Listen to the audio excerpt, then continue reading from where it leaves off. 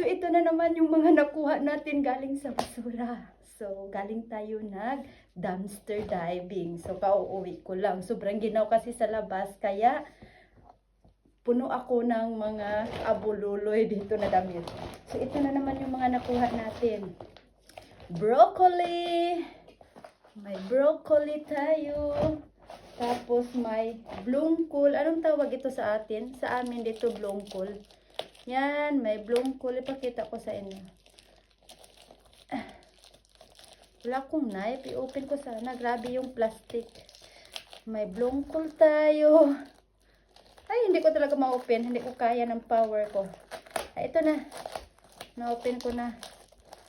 May blongkol tayong nakuha. Ito yung blongkol tawag namin dito. Ang saging sobrang dami, hindi ko na kinuha. Meron tayong grapes.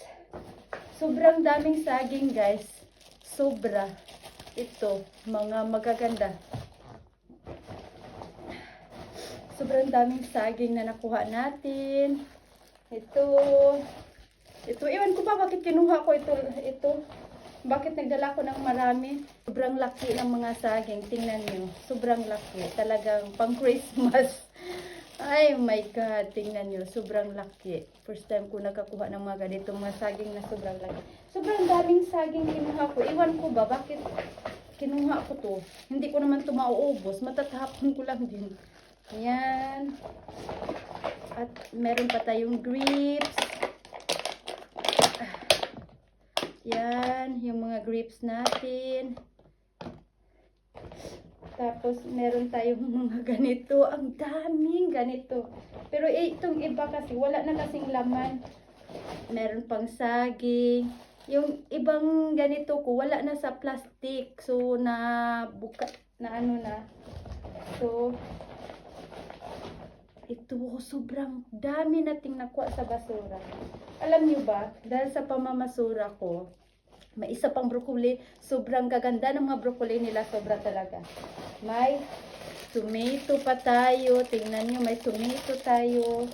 At meron tayong malalaking sili. Sobrang daming mga nakuha natin sa basura, guys. Iwan ko ba? Ito pa. Marami pa. Sobra. At ngayon, i-stack na naman natin. Alam nyo bang, bihira na lang ako nangunguha ng mga ganito. Kasi nga, winter na, maginaw na. At saka hindi ko din naman mauubos. Binibigay ko lang din. So, ngayon, hindi ako masyadong nagbibigay kasi bihira na lang ako pumupunta doon. Kasi maginaw na. Kumukuha na lang ako for myself talaga. So, itong mga saging na to, sobrang dami, hindi ko to maubos.